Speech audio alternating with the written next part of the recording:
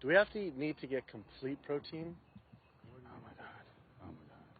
You want me to jump off this building, don't you? Well, first of all protein is made by plants. I'll state that again for the record. All protein is initially made by plants. All of it.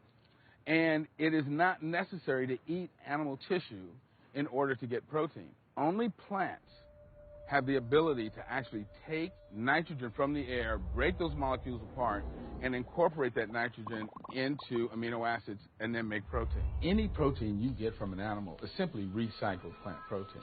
If you ate a diet that was calorically adequate, and even things like brown rice and broccoli, and you got enough of it, you'd get enough both quantity and quality of protein.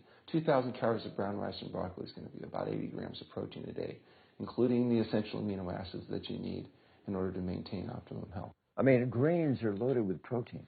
Beans are loaded with protein. Vegetables are loaded with protein. You really want to get your protein from plants because plant proteins have a much more beneficial effect on our physiology. The funny thing about protein is most Americans get about twice the amount they need. Most Americans get less than half the amount of fiber they need. But the conversation tends to always be about protein. So in my mind, it's just this magical marketing campaign that protein has taken on over the decades. The question is not where do you get your protein, it's where do you get your fiber? I have never in my professional career seen a protein deficiency. I've never seen someone come in eating normal amounts of calories and they're protein deficient. You just don't see that. So human milk has the lowest protein content ever in any species ever tested. I mean, that's the fluid that's been designed by evolution over millions of years. And that's just like the perfect food for human babies, right? Perfect food, lowest protein content any other mammal. And so it gives a sense of kind of protein requirements for food. Anything. So then rat milk, ape milk, donkey milk, any milk has ever been tested. And you hear this a lot in bodybuilders. They're like, well, I need, chicken, or I need fish to be, to be strong, to build muscle tissue.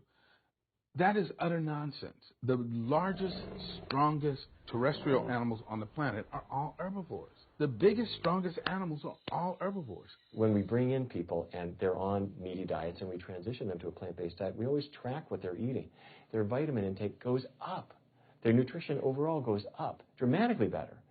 And these same people might worry in advance, will I get the nutrition that I need on a plant-based diet? The fact is, you're not getting the nutrition you need on a meat-based diet, and you're going to get dramatically better nutrition on a plant-based diet. For an average-sized guy like myself, I need about 56 grams of protein a day. That's optimum. Probably I really need 30 to 40 grams a day. Diets that are really high in these protein create diabetes, create heart disease, create cancer, create the diseases that I'm treating on a daily basis.